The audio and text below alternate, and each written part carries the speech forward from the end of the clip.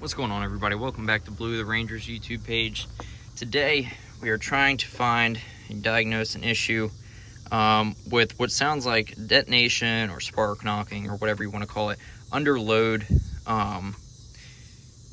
when we're driving. And also a little bit on startup until the RPMs come back down. I don't know why this is sticking out. There we go. Anyway, gone ahead and I've already started the process to see how this was going to go, and it went exactly how I feared. So can you tell me what's wrong about that? And also, what's wrong about that one? That's right, you guessed it. There is no clip in there, which means probably best to get new wires. Now, if it doesn't rip out the wiring in there, you can try to slide this back on and crimp it in there. But both of them have pulled that wiring and ripped it.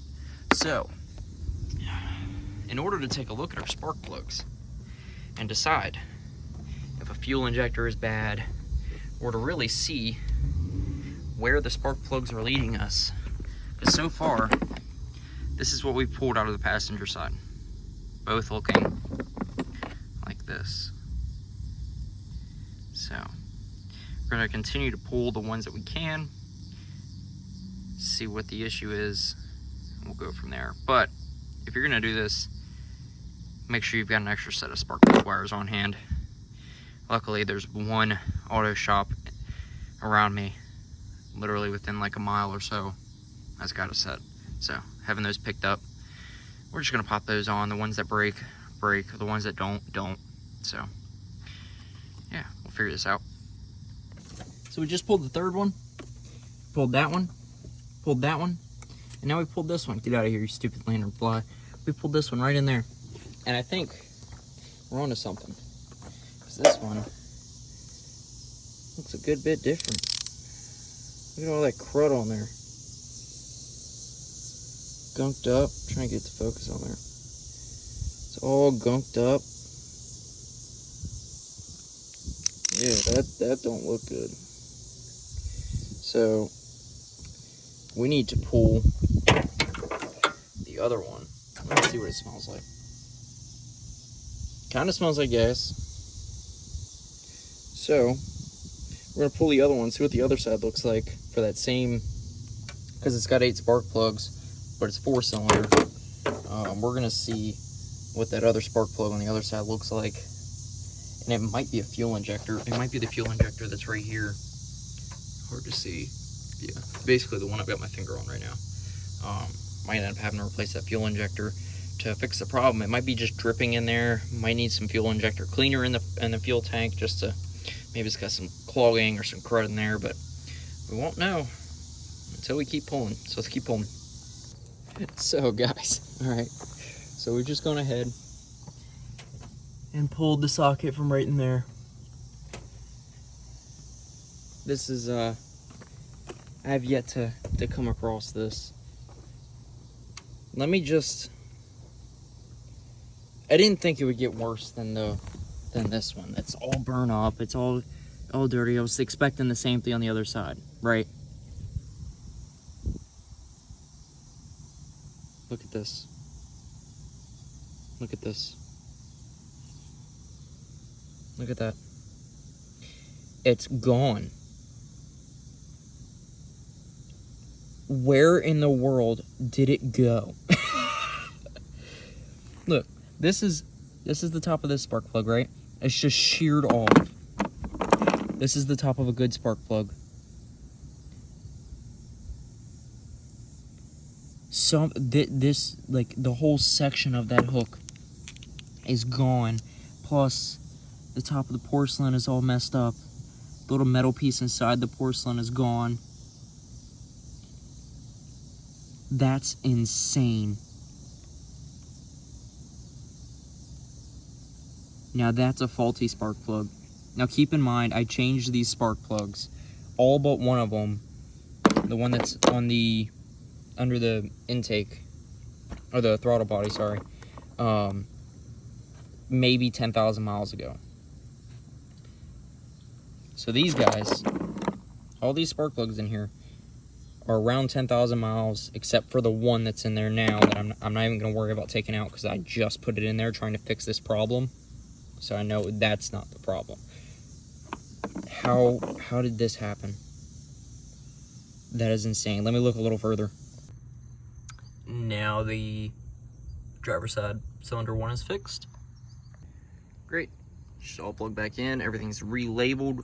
New wires put in. Old existing wires put back on. Old spark plugs put back in. New spark plugs replaced. See how she starts. Well, guys, after a couple healthy laps around the block, she's feeling good again. No gargle in there.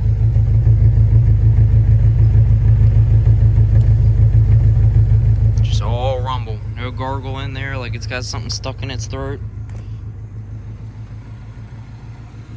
Running good. RPMs are sitting alright. I mean, they're lower than what I would like them to be. I'd like them to be up at like 750, maybe 800. But right now we're sitting just shy of about 600 RPMs. Everything sounds good. Had to take a break momentarily for a monsoon to ensue. But we got right back to it. And everything sounds good. Yeah. If you guys want to see anything else, let me know. If this doesn't fix itself, I'll update you with another video on where we go from there. It might have to be a fuel injector at that point, but I'll be checking in the next 100 miles to see how those spark plugs do. But yeah, thank you guys for watching. See you next time. Also, guys, when you're replacing the wires on here, as you can see, I've already had mine numbered because it saves me time in the long run. So, get yourself a silver Sharpie and just number it.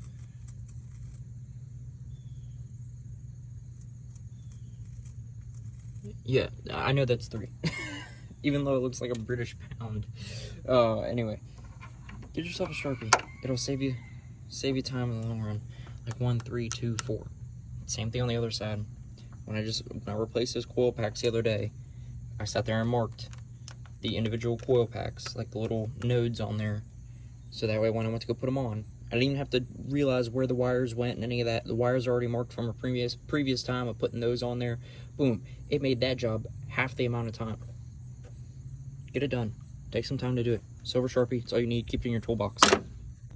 And now the passenger side is fixed on cylinder 1. Just gotta put the other ones back in. And we'll be good to go. Get the wires replaced. Let's turn her back on, see what happens.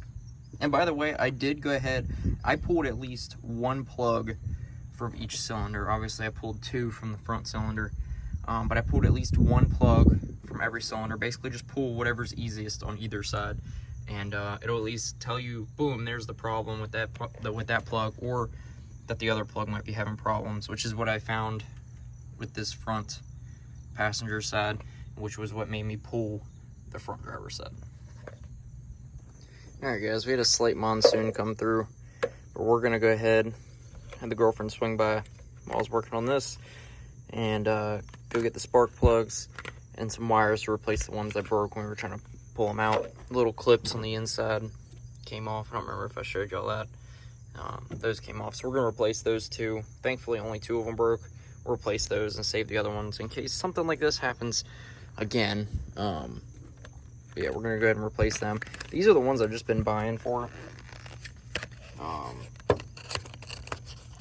Part number on them, it's probably gonna vary from place to place. It's APP104. They're the Autolite double platinum ones. They're more expensive, but I haven't had any problems other than what we just found. Yeah, this is what it's supposed to look like. It's supposed to have the porcelain up there with a little tip. That, unfortunately, I don't have a gapping tool, but I'm thinking this will be pretty close to what the other ones are supposed to be. And then the other ones that we pulled out, they're still real good. We're just gonna throw those back in. Yeah, let me go ahead and put this back in, and then we'll drive it like 100 miles. We'll see what happens, but obviously that won't be in this video. If another video comes up where I'm back dealing with cylinder 1, probably going to take a deeper dive into what's going on. probably a fuel injector not giving fuel and causing it to just kill itself on that side. But yeah, let's go ahead and get those replaced and see what we got going on.